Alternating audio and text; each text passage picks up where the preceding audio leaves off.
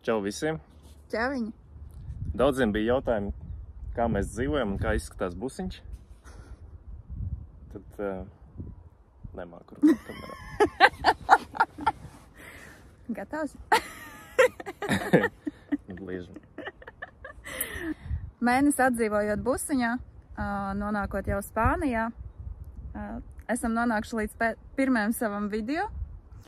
Un ņemot vērā, ka sociālajos tīklos daudz jautāja par to, kā mēs dzīvojam un kā izskatās busiņš, lai nav katram jāsūta individuāli, tad mēs sataisījām vienu kopējo video ar mazo tūrīti un laipni lūgt mūsu jaunajās mājās. Laižam uz busiņu.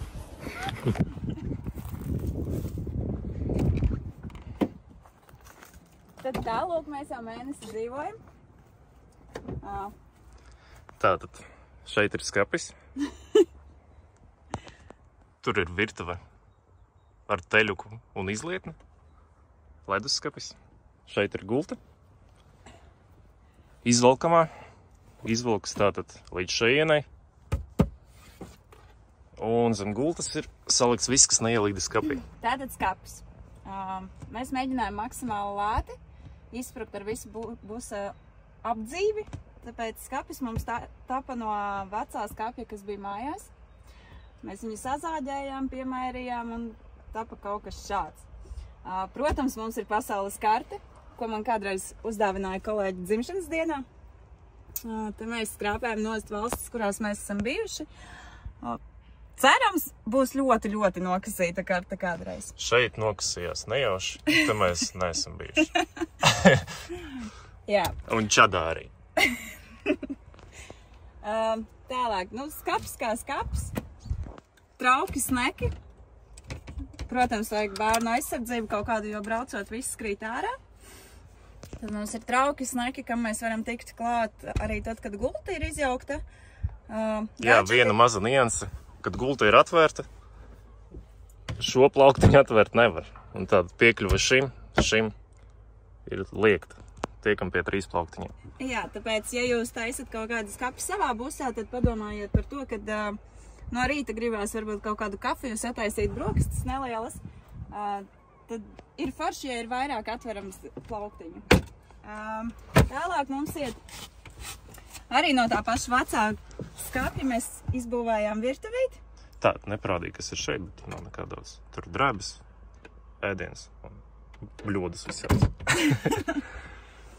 Jā, par virtuvīti. Tad, kad mēs taisījām virtuvi, saskārāmies ar tādu problēmu, kad mazas izlietnes maksā reiz 3 nekā lielās, bet busā tu lielu izlietu neieliks. Līdz ar to mēs paņēmām vienkārši metāla bļodu, izgriezām viņā caurumu un sataisījām savu mini izlietni.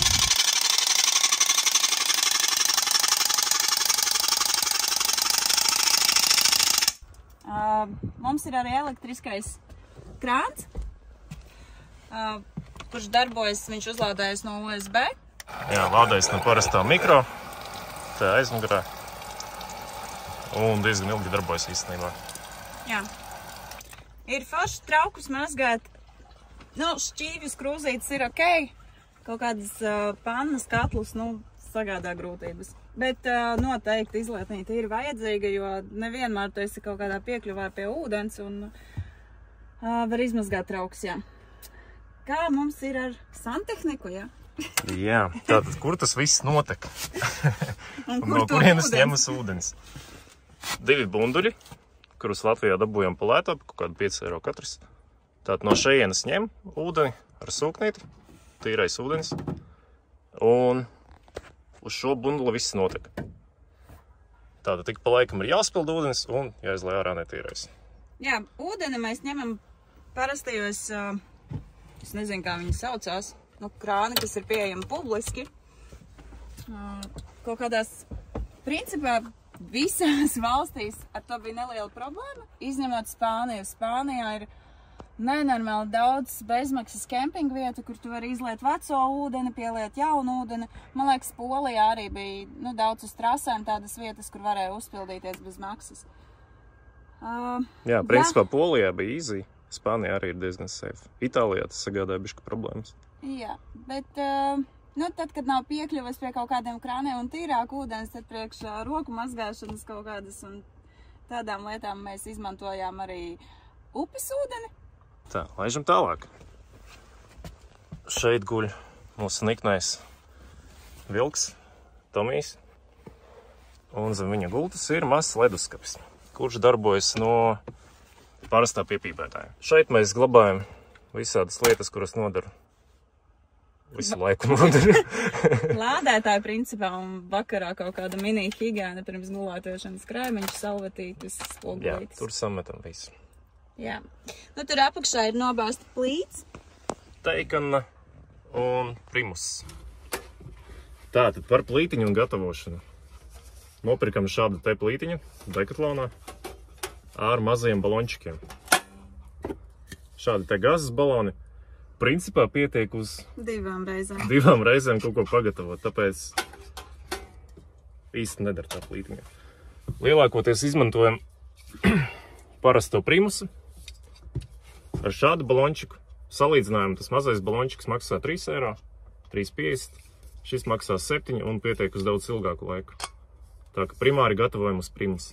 Nu, arī būsā iekšā mēs primusu gatavojam, un kas ir forši tajā brīdī, kad, nu, ja gadījumā ir kaut kāda vēja un lielais augstums, tad, nu, papildus siltumiņš būsā. Jā, tas kā. Tālāk mazais vēsturiskais stāsts, ko mēs vispār darījām, lai mēs sāktu braukt, kā mēs apbūvējām busu tieši siltuma ziņā un kaut kādā izolācijas ziņā. Ļoti labi var redzēt, kas tika darīts tieši šeit. Visur, kur iespējams salikām stiklavati, arī tas starpā. Tātad pirmais slānis stiklavati, pēc tam plēve un kas bija šis?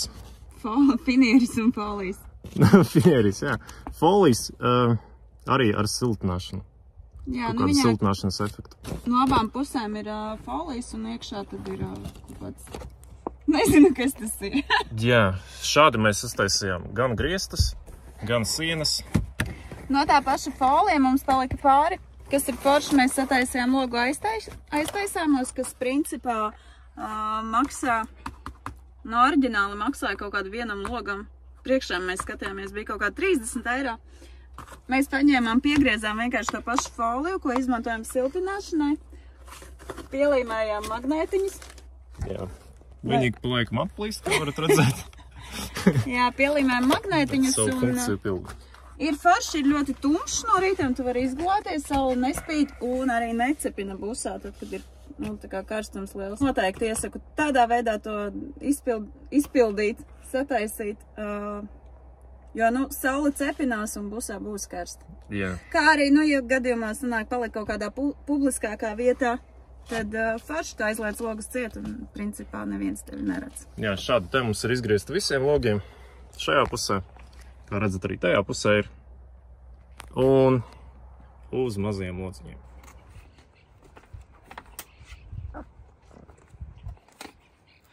Nepareizi.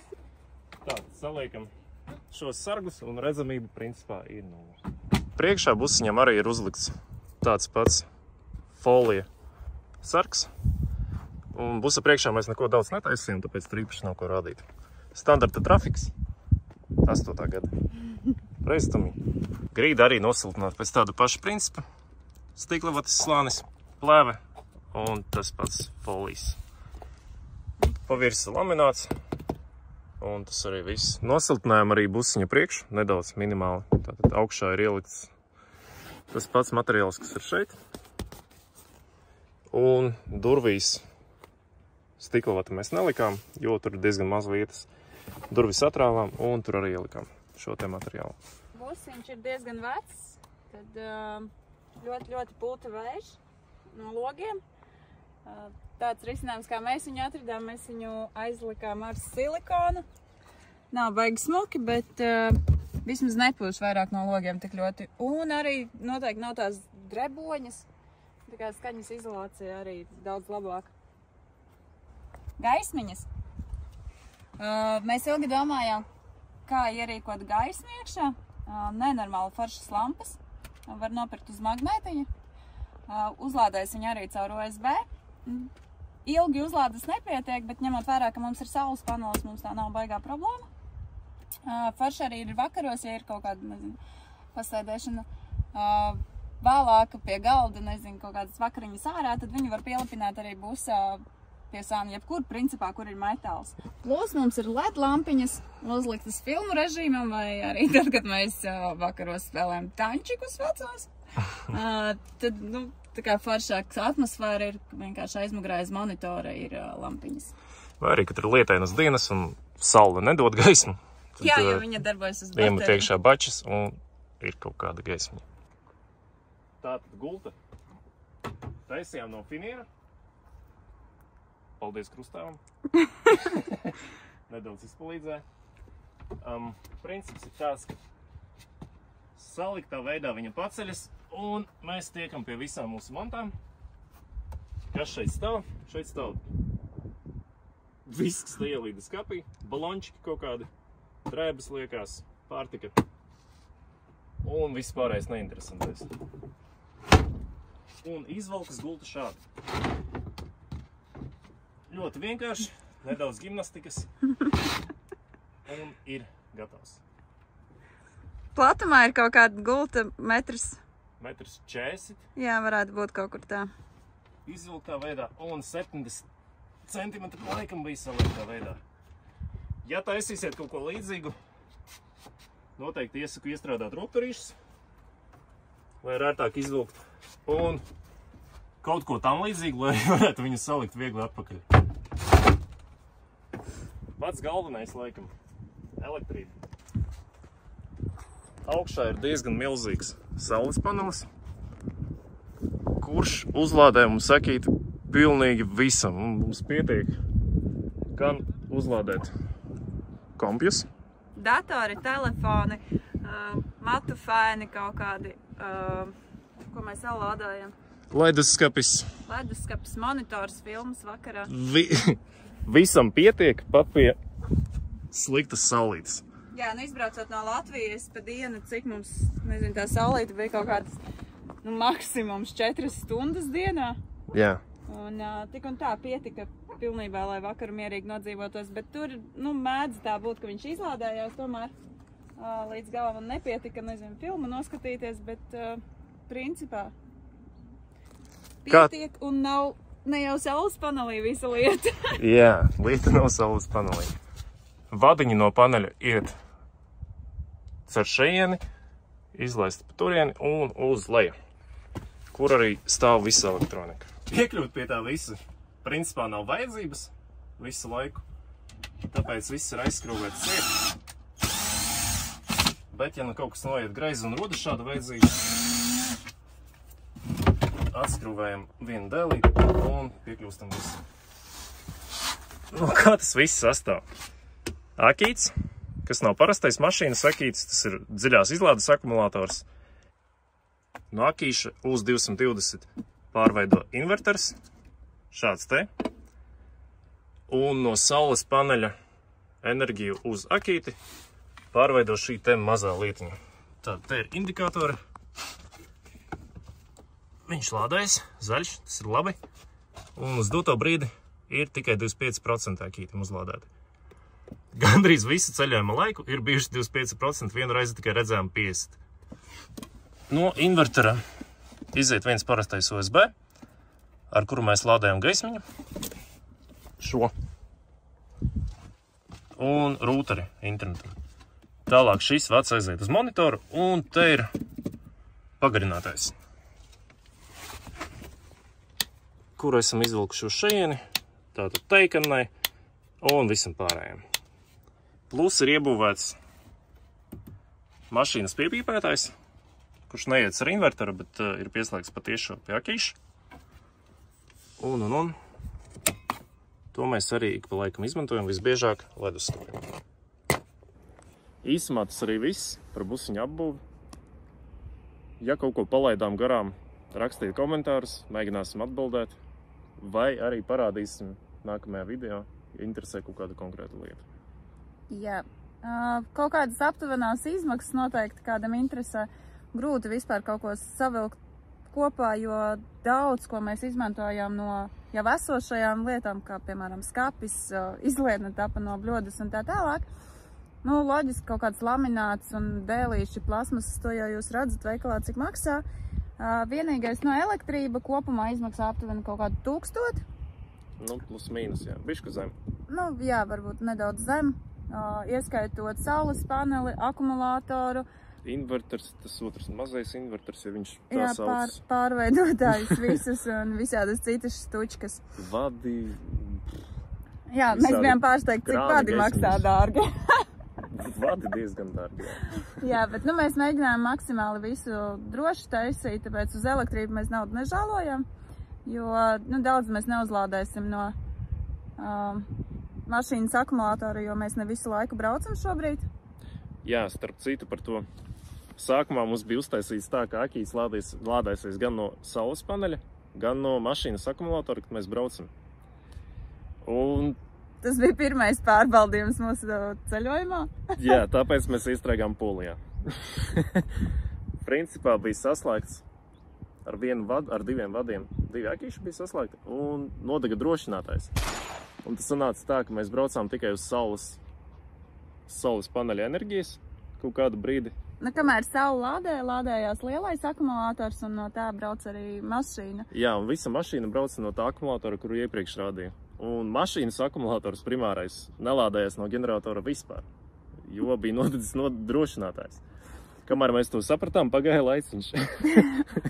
Īsumā jau, nu cik jau tur taisnības, to jau mēs īsti nezinām, un tur laikam mehāniķiem tas viss būtu jāstāsta vai elektriķiem kaut kādiem, bet laikam tur bija vaina pie tā, ka mašīnas akumulators ir mazāks un tas mūsu akumulators elektrības ir lielāks. Jā, iespējams vajadzēja vienādu sakīšu slikt, bet nu, mēs to visu sistēmu atslēdzām, jo sapratām, ka ar saules paneli pilnīgi pietiek.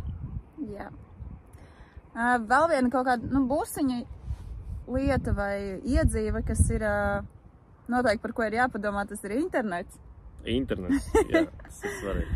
Jā, noteikti ir jāņem līdzi kaut kāds rūterīts. Mums ir mazais MiFi rūteris. Uzlādājams līdzi ņemams. Un aptuvenās izmaksas. Šeit nevar paņemt kaut kādu pieslēgumu, vai mēs vismaz neesam atraduši? Jā, pagaidām, cik meklējām, ir tikai ar limitētu datu paku. Tātad bezlimita internets nav un uz pieslēgumu nevar uztaisīt, ja neesi rezidents. Jā. Bet priekšapmaksa sanāk kaut kādu 140 gigabaiti. 140 gigabaiti bija 20 eiro. Jā. Nu, tas ir tieši Spānijā. Tā, nu principā ir viss. Droši rakstiet komentārus, jautājiet, mēģināsim atbildēt. Mums tas ir kaut kas jauns, bet nu, ar kaut kādu savu pieredzi noteikti dalīsimies. Milzīgs paldies par atbalstu Facebookā, kad pēc mūsu posta. Jā. Nereāli forši komentāri bija un bija patīkami lasīt. Ņemot vērā, ka šīs video top YouTube, tad mēs būsim ļoti pateicīgi, ja jūs ielaikosiet, ja jums patīk šis video un noderēja kaut kādā ziņā. Ja galīgi garām, droši uzspiediet arī šo pogu. Jā, mēs sapratīsim pirmais video. Jā. Un ļoti pateicīgi būsim, ja jūs arī parakstīsieties. Super, paldies līdz nākamajai reizei. Jā, čau. Čau!